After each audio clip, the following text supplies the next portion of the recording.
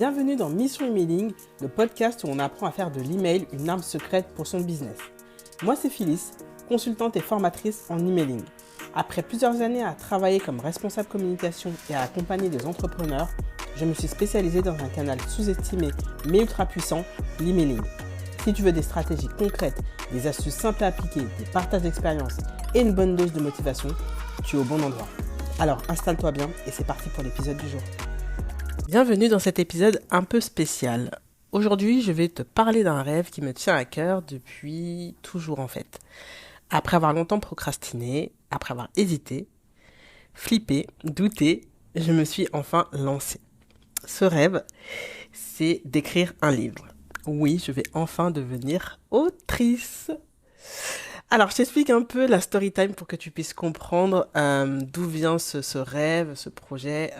Comme ça, tu sauras toute l'histoire. Alors, en fait, quand j'étais plus jeune, j'avais aux alentours de 7-8 ans, je crois.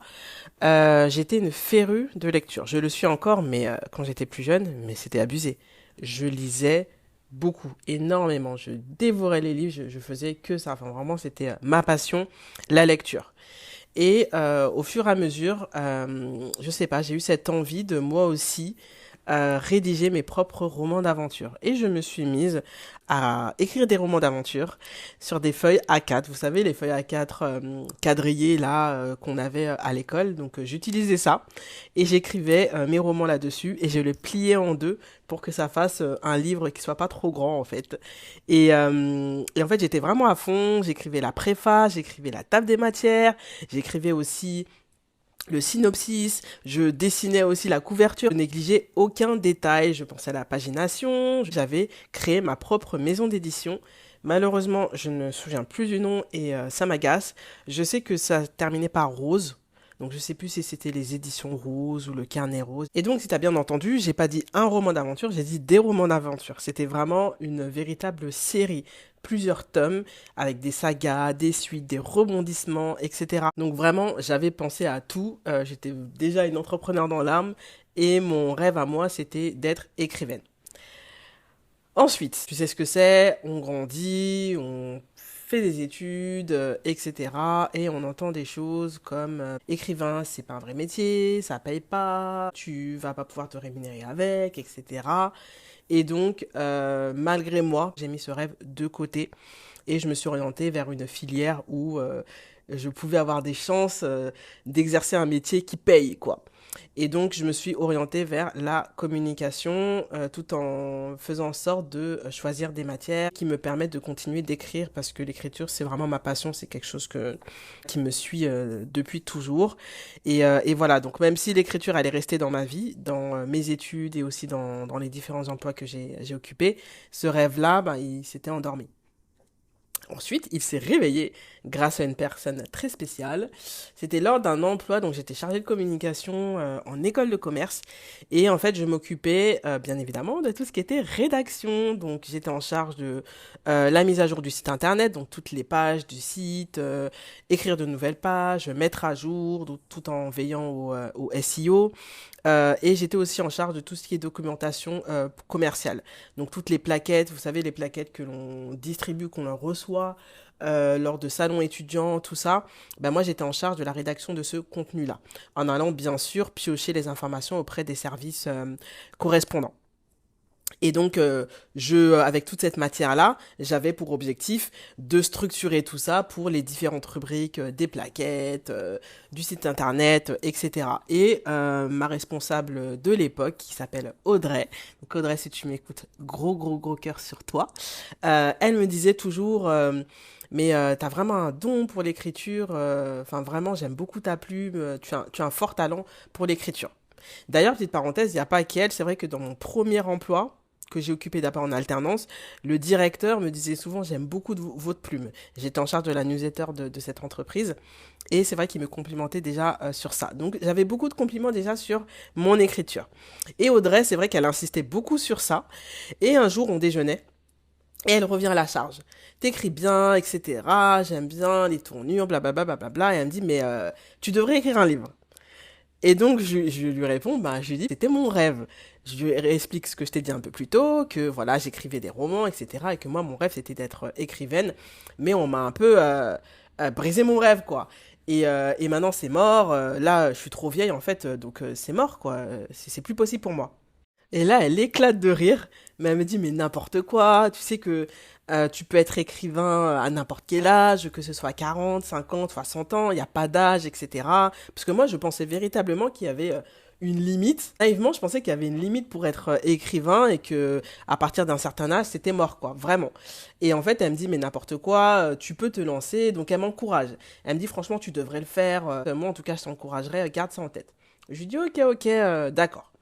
Mais bon, je continue ma vie et je mets encore ce rêve de côté. Fast forward à fin 2023, une année qui a été très riche au niveau personnel, mais aussi très éprouvante, où j'ai perdu une personne qui m'est très chère et ça m'a fait prendre conscience que la vie est courte et voilà qu'il ne fallait pas avoir de regrets, que s'il y a des choses qu'on a à cœur, il faut les lancer parce que demain n'est pas promis. Et donc j'ai décidé d'entrer dans l'année 2024 en me disant, cette année c'est là où on y va, je passe à l'action. Et donc, ce projet de livre a repopé dans ma tête et je me suis dit, ok, bah là, il est peut-être temps de faire de ce rêve une réalité, peu importe si ça floppe, mais en tout cas, j'ai pas envie d'avoir des regrets et de réaliser ce rêve-là. À cette époque, j'étais accompagnée par une mentor et je lui en ai parlé et elle m'a dit mais vas-y fonce, fonce. Même si tu ne le publies pas, écris-le déjà, comme ça, voilà, tu verras par la suite si tu passes à l'édition ou pas. Mais au moins tu auras fait un pas de plus par rapport à là où tu en es actuellement. Et donc je me suis lancée. Et je voulais tellement faire les choses bien que je me suis même rapprochée d'une coach qui accompagne des personnes dans leur projet d'écriture pour avoir plus de conseils, pratiques pour la structuration, la rédaction des chapitres, des choses comme ça, etc. Donc Ophélie, si tu m'écoutes, je te salue et merci pour tes conseils. Et bah, j'ai poursuivi mes séances d'écriture de ce livre. Où on en est à présent?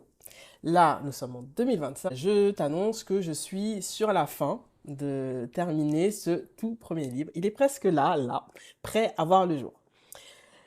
Concernant le sujet, de quoi je parle? Alors non, je ne vais pas rédiger un roman d'aventure. Ce premier bébé, il sera dans ma zone de confort, donc qui est l'email marketing. Alors pourquoi spécialement l'email marketing? Parce que en cherchant des livres sur le sujet, je ne suis tombée que sur des livres d'hommes anglophones blancs. Rien qui ressemblait à d'autres femmes qui me ressemblent ou d'autres femmes du domaine. Et je me suis dit qu'il fallait changer ça. J'avais vraiment envie d'apporter de la couleur, de la diversité et de la féminité. Donc ce premier livre, c'est véritablement une pierre que je veux poser dans le domaine de l'email marketing. Mais ce n'est pas tout. Parce que oui, il y a un premier livre, mais il y aura un deuxième livre. Alors, je ne te dis pas la date parce que je ne sais pas encore quand je sortirai, mais je tiens aussi au moins à le rédiger et possiblement le publier. Ce livre-là, il sera beaucoup plus personnel, beaucoup plus profond parce que j'ai beaucoup de choses à dire sur ma vie, sur le deuil de mes parents, sur tout ce qui m'a construite, qui a fait de moi la personne que je suis aujourd'hui. Donc ça va être aussi un peu un moyen de mettre par écrit tout ce que je ressens et tout ce que j'ai vécu, notamment ces 2 dernières années qui ont été très difficiles pour moi. Donc ce deuxième livre, ça va être un défi encore plus grand, mais je tiens à le faire et je te promets qu'il viendra. De toute façon, tu écoutes cet épisode, donc tu es témoin à présent, donc je ne peux plus reculer. Alors, concernant l'édition de ce premier livre. Alors, l'objectif d'un livre, c'est pas forcément de faire du chiffre d'affaires, parce que il y a les marges des droits d'auteur, etc., peuvent être assez importantes. Donc, franchement, si je veux me faire de l'argent avec ce livre, voilà, il va falloir que j'y aille.